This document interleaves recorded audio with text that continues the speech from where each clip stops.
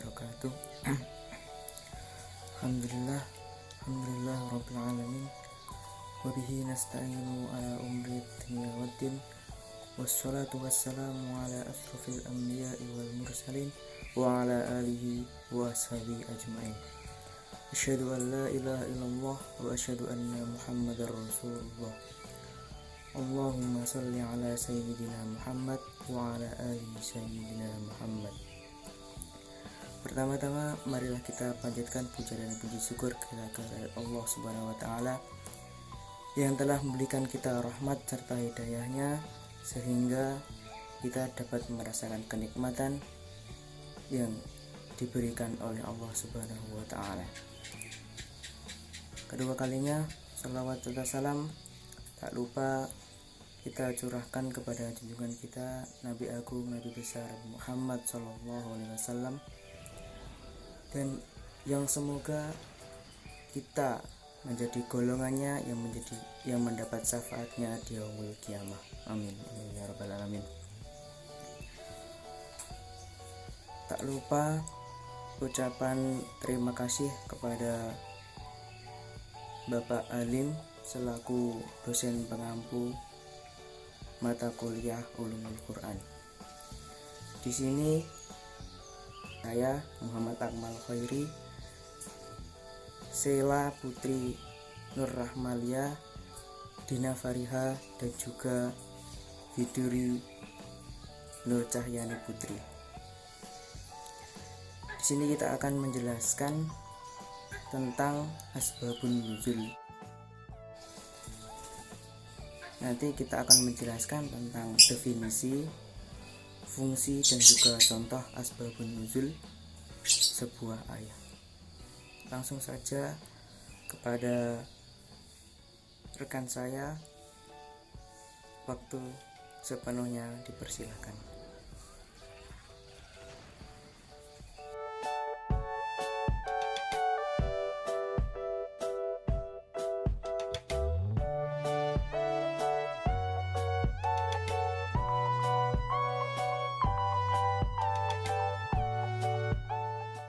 Halo, aku Sheila Putri Nur Rahmalia. Definisi dari asbabun nuzul. Asbabun nuzul adalah bentuk idhofah dari kata asbab dan nuzul. Secara etimologi, asbabun nuzul adalah sebab-sebab yang melatar belakangi terjadinya sesuatu.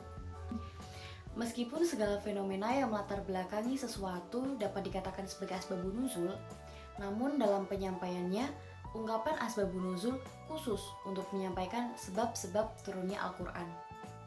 Secara terminologi, pengertian dari asbabun nuzul adalah sebab-sebab yang mengiringi turunnya ayat Al-Quran kepada Nabi Muhammad SAW karena terdapat suatu peristiwa yang membutuhkan penjelasan atau jawaban. Beberapa ulama punya pendapat tentang asbabun nuzul. Yang pertama adalah dari Az-Zarqani.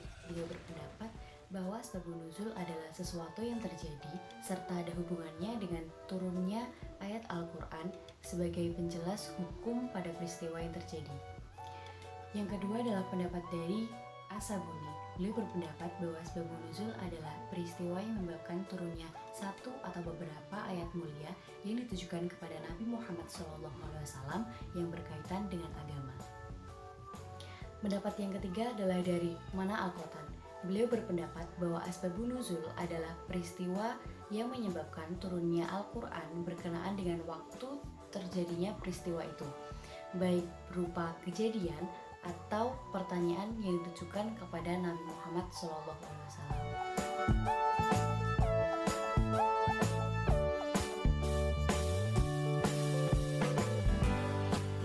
Perkenalkan, nama saya Dina Fariha. Di sini saya akan menjelaskan tentang fungsi asbab an-nuzul. Pentingnya mempelajari dan mengetahui asbab an-nuzul adalah untuk memahami ayat Al-Quran, baik dalam mengistinbat hukum atau dalam beristidlal, atau sekedar memahami maksud ayat. Tidak mungkin memahami kandungan makna suatu ayat tanpa mengetahui sebab turunnya ayat tersebut. Al-Wahidi menjelaskan, tidaklah mungkin mengetahui tafsir ayat tanpa mengetahui dan penjelasan sebab turunnya.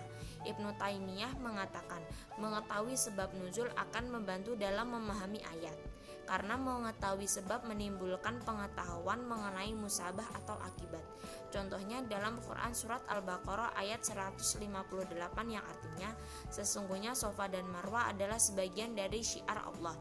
Maka barang siapa beribadah haji ke Baitullah atau berumroh, maka tidak ada dosa baginya untuk mengerjakan sa'i di antara keduanya. Dan barang siapa mengerjakan suatu kebajikan dengan kerelaan hati, maka sesungguhnya Allah Maha mensyukuri kebaikan dan Maha mengetahui. Lafal ayat ini secara tekstual tidak menunjukkan bahwa sa'i itu wajib, sebab ketiadaan dosa untuk mengerjakannya itu menunjukkan kebolehan dan bukannya kewajiban. Sebagian ulama juga berpendapat demikian karena berpegang pada arti tekstual ayat itu. Untuk uraian yang lebih rinci, Az-Zakroni mengemukakan urgensi sebab an-nuzul dalam memahami Al-Quran sebagai berikut. 1.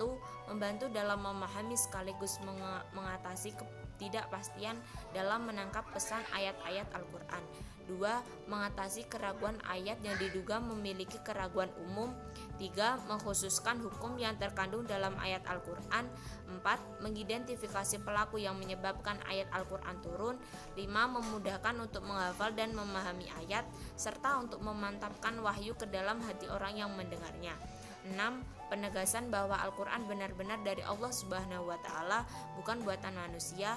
7. Penegasan bahwa Allah benar-benar memberi pengertian penuh pada Rasulullah dalam menjalankan misi risalahnya. 8. Mengetahui makna serta rahasia-rahasia yang terkandung dalam Al-Quran.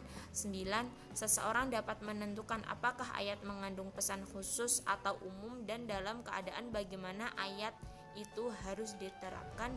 10. Mengetahui secara jelas hikmah di syariatnya suatu hukum.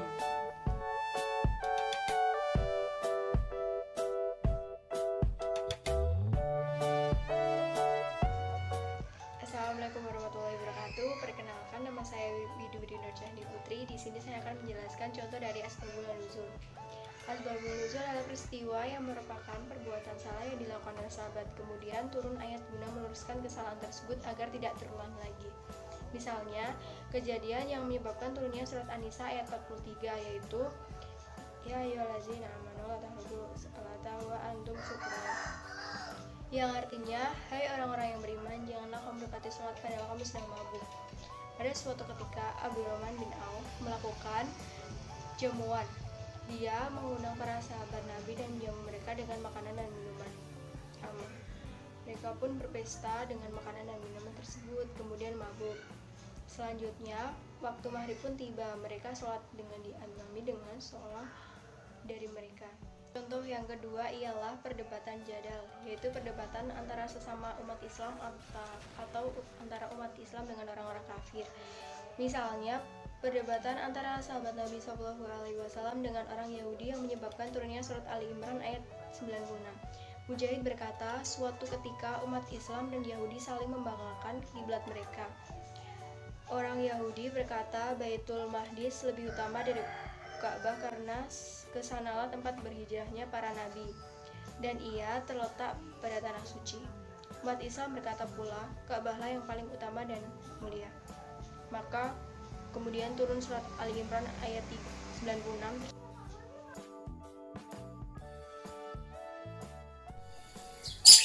Itulah penjelasan mengenai definisi, fungsi, dan juga contoh asbabun nuzul sebuah ayat. Cukup sekian, bila ada kesalahan kami mohon maaf, dan juga apabila ada salah kata maupun apa-apa yang salah dari kelompok kita, mohon dikoreksi dan juga mohon maaf dengan sebesar-besarnya. Terima kasih atas perhatiannya. Semoga bermanfaat. Wallahu a'lam ila aqwamit thoriq. Wassalamualaikum warahmatullahi wabarakatuh.